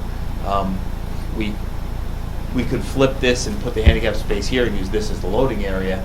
I don't think that's going to be the best solution. Why do we need a handicap space when the apartment is not handicap accessible? Based on the numbers, I don't think it's required. If you have more than 4 parking spaces in a lot, you're required to have at least one handicap. But if your building is not handicap accessible, that seems a bit I'll make strange. the rules, Mr. Nguyen. I just have to follow them. And if I design this lot without a handicap space, I will find myself in federal court. There is the ability to have handicap preferred, and we could accommodate that here, I believe. I will have to check. And make Handicap sure, preferred, what do you mean? that is, in essence, the last space you're allowed to take in the lot. Oh, But you are allowed to take it. Now, I don't remember if that loophole's still there for small parking lots. It used to be. there's got to be something missing, but we won't spend a lot of time on that because that doesn't make any sense. It makes no sense at all. Because it's not a public, you're not having public parking. The parking is there for the workers and it's for the tenants. And the tenants, but your tenants, but you can't have a handicapped tenant. You can have a Because handicap. because the apartments are not accessible, handicap accessible. We have tried to find the loophole in some instances by designating one space as a loading space. And then, so there would be one loading space. Yeah, we don't have to and spend 4 any more parking time on it. spaces. It just doesn't make any sense to me, but, That would change our parking variance requirement. you know, I think I'm missing something or we're missing something, but.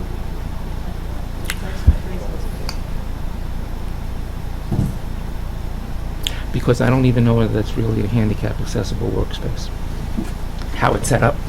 It's got a ramp. But in any It's got a ramp case. in the back. Huh? It's got a ramp in the back. On plans. Really? Yeah. Mr. Petrie, if you know, is that lot ever used by customers of the store? Not when I've been there, but I haven't been there in the evenings. So I know that's when it's busiest, and I can't say that I've been there at 6 o'clock at night. 6 to 8. Counselor, I just turned to my client, and he basically answered, not really, if you want him to go on the record. No, we don't have to spend any more time on it because it's not pivotal to the decisions that are going to get made here. If you can designate it as the, optional, the last space, then that makes the most sense. I'll look into that, and I will tell you for sure in my response with the final site plan that's submitted. Good enough? Thank you. No further questions. Any further I have no questions further from the board? Are there any questions from the public of this witness? Does the public wish to comment on the application as a whole? Do you need to sum up, or do you want to submit? Brief summation. Mr. Chairman, members of the board, obviously this has been recommended by the Historic Preservation Commission. The property in question is one story. You got 3 stories on either side. I happen to ride by there on my way home and my way to work every day. It just sticks out like a sore thumb. It just doesn't fit in.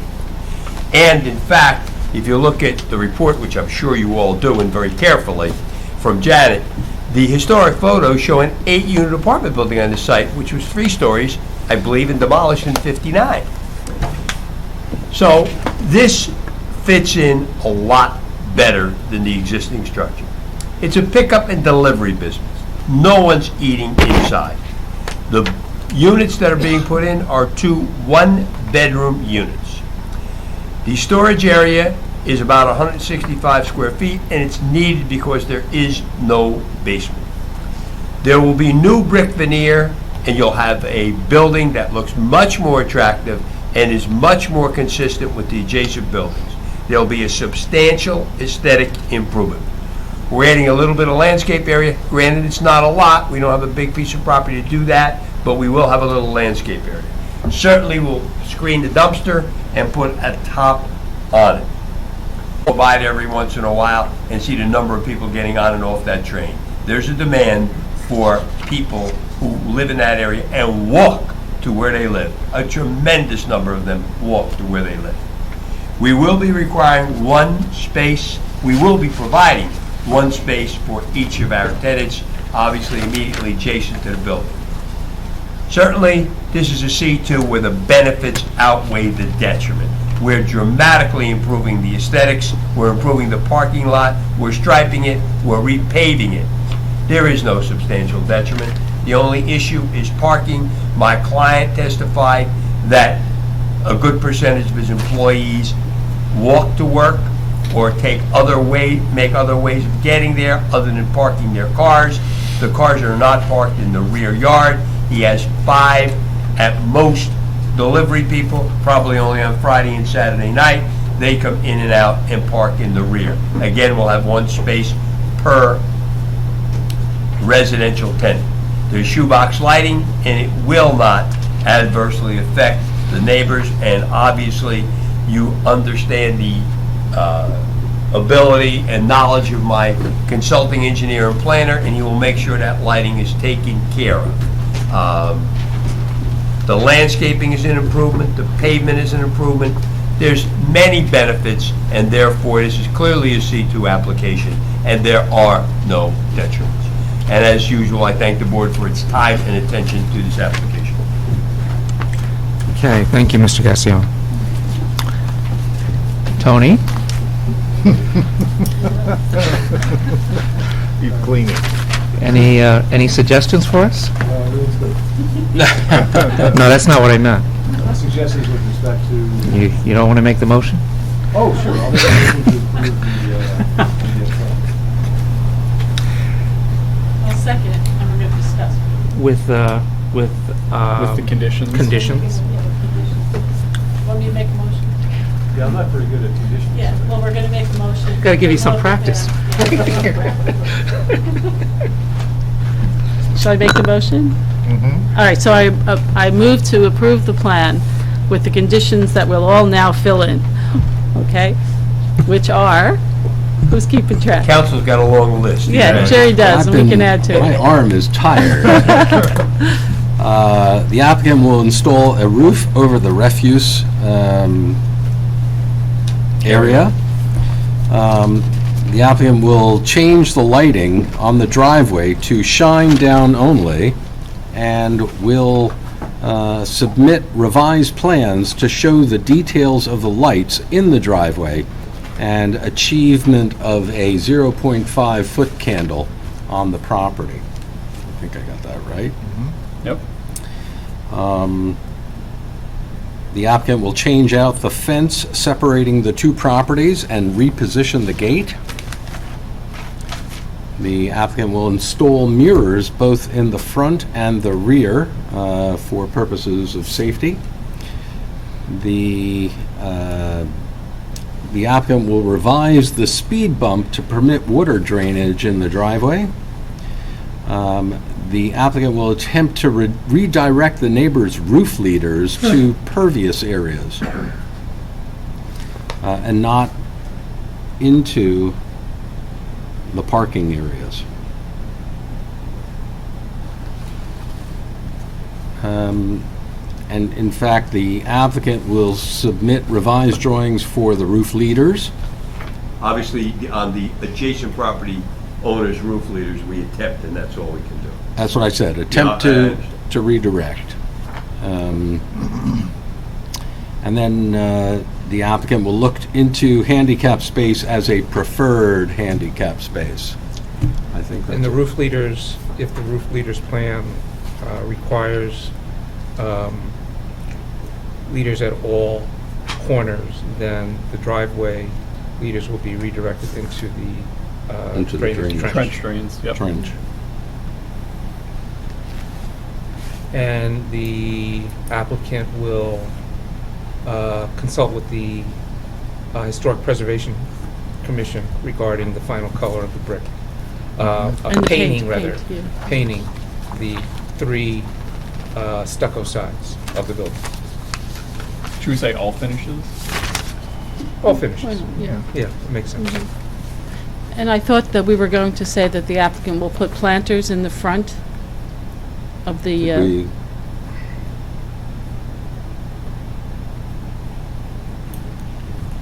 The HPC Condition 3 speaks to the applicant return to HPC for a final review of all finish materials of the building, Then put that in.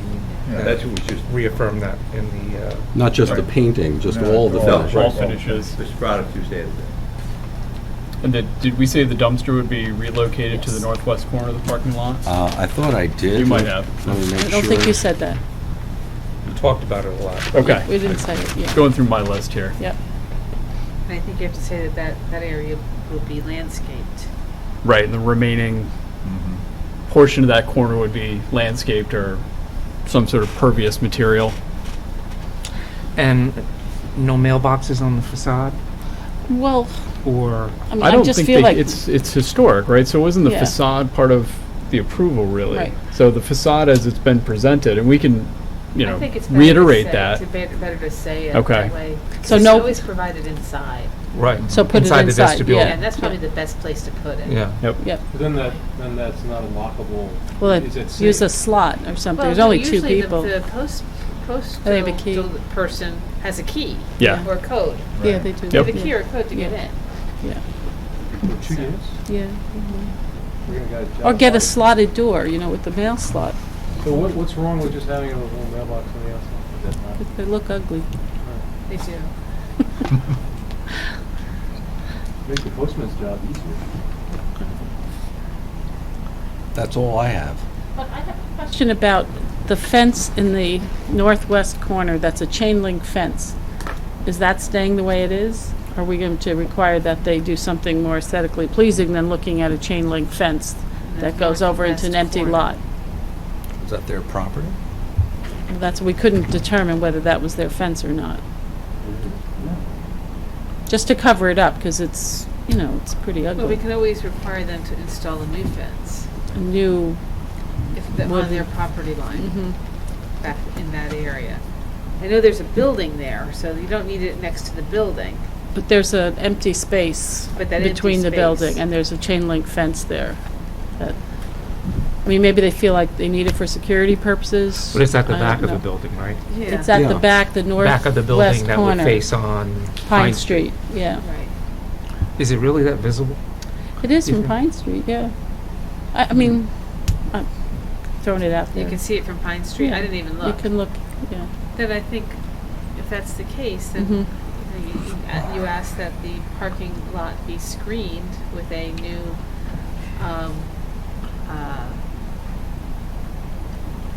screening fence. It could be a board-on-board fence. Yes, yeah. Or it could be a stockade fence, but it'd be screened with the new fence. Or if the chain link fence is on their property, that chain link fence be replaced with the new fence. It's really hard to tell back there. Yeah, it's hard to. I'd like to make a comment about the plantings in the front. I just, Mr. Ianwald, before you finish that, Mr. Sure. Gassion, is that okay? I was fence? just talking to my engineer, I'm sorry, but the point I just wanted to make is the section between the two buildings is very narrow and not observed by anybody as to what they're going to see, other than the new fence would seem all that would be required. And I'm sorry. No, Mr. Ianwald didn't start. I just wanted to get your response. Ms. Lockman saying you can see the parking lot and that fence from Pine Street. We're talking about a Well, different fence. if you can see it from Pine Street, and I have to admit she checked more carefully than I did, and I did walk the property, Yeah. which happens too, there's very little you could see from Pine Street because the building covers most of it. There's So it's just that there's an little empty section. lot next door Just a on little piece. Pine Street, yeah. Yeah, So it's just that short little section. Yeah, that's all you can see. Yeah, Well, so that's put what we a want you to- board-on-board That fence. little We want piece, to that's screen the fine. cars. That's Yeah. what we want you to screen, Yeah. yeah. We have no problem with that. Okay, good. All right, Mr. Ianwald, Yeah, I'd like to sorry. make a comment on the, I think the plantings in the front are a bad idea, not because they don't absorb water, which is great, and they might look nice, but the convenience store is flush to the same position on the sidewalk, roughly. So if someone walking in front of the convenience store, if there's a planter that juts out 3 feet into the sidewalk, I think it's a trip hazard, and it's kind of an inconvenience in a way. Also, those buildings historically were sort of classic old facades that just came down to pavement. Now, maybe they had paving, but I think that it would look different than the other buildings that it's intending to mimic in the area. The building across the street has a green area, but it's set back from the sidewalk, and there's a fence there. So I think, I'm not saying that I don't like plants, but I think in this case, it'll look a little bit strange, and also, you've got, like I said, you've got a nice wide sidewalk there with the convenience store and Domino's, and you'll be necking down that sidewalk with a planter.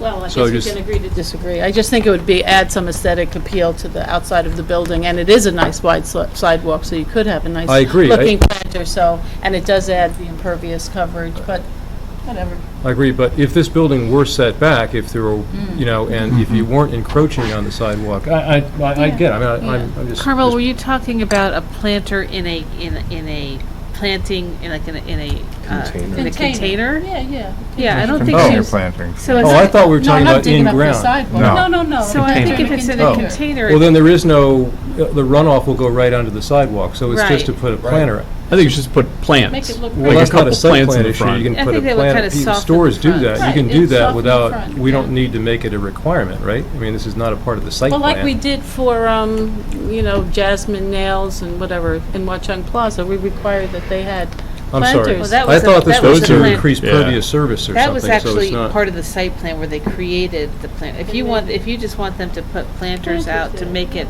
more attractive, you can certainly ask them. Suggest. Wanting something to make it. Yeah, I mean, there are planters further down the street. As I'm looking Yeah, on Google yeah. Map, they've got planters, but it's... But they're high, and that you'll and they're avoid in them if that- you're walking. They won't be They're in down that, at your feet. Right. the Yeah, brick, yeah. the brick area that used to be grass, but now is Yeah. brick pavers.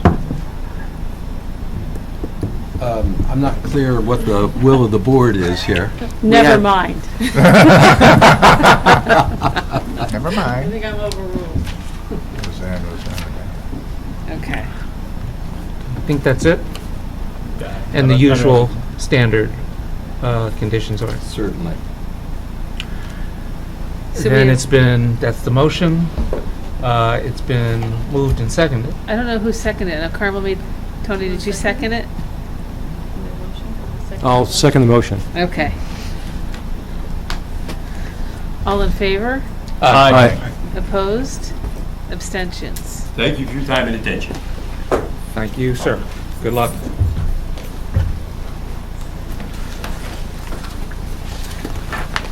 If I can ask the board a question.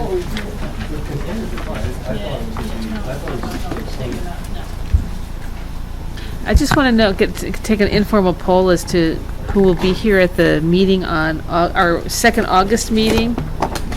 because I'm trying to schedule our applications. I will not be here. That would be August 26th. I will not be here. I'll be here. Probably. Okay. I'll do, I mean, there's only a few members here, so I'll poll everybody else, but, Yeah. okay, good. Hey, Janet, on that, I brought so the platinum materials we hang on to, that's coming up. Which ones? Platinum materials? Yes, that's going to be next meeting. And then we also have materials for 264 Under Mountain, right? That's going to be next meeting, too. That's going to be the August 12th meeting. Is there any other stuff that we should have, or is it going to be distributed in the future? I haven't received anything else for that. The other application that's tentatively scheduled for August 12th was the Art Museum, but I told them that they're not going to be probably heard on the 12th, so they want to come on the 26th, but only if we can have a quorum. And so I think, I get the feeling that we will have a quorum for the Art Yeah. Museum. Okay?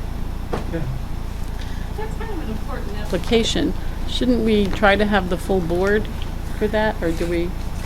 I'll still have to watch the tape. Yeah. You will watch the tape. Yeah. Yeah. I mean, You know what I assuming mean? assuming it's not resolved in one night. Yeah. We've Oh, got, okay. I've got 9 pending applications, so I can't say, Stop. Yeah, yeah. I can't hold off because we might be missing a couple board members Yeah.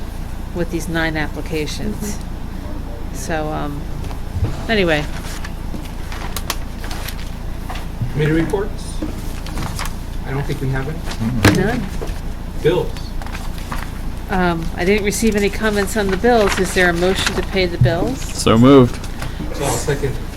And Dennis, I asked you this, I know, in my email, but do you have any sense of what's being built on North Willow by Walnut Street, where they're demolishing those old There's buildings? been no application submitted. So He we have- demolished the building. which And is an that's old- it. an old but no plans have been submitted. Yeah, but clearly something big is going to be put there. It's a big lot. I don't really Yeah. know. Yeah. When does that? I mean, Maybe it'll be something with lots of parking. yeah, maybe North Willow by the So, Don't laugh too across from the decamp. Before we get too far, do we need to vote on the They tore bills? down those two Yes, buildings, and it's a big all in favor of site. the- Aye. Aye. Opposed? Abstentions? Okay, the bills are paid. Oh, yeah, the bills. All right. Okay. Thank you, everyone. Yeah. Thank you.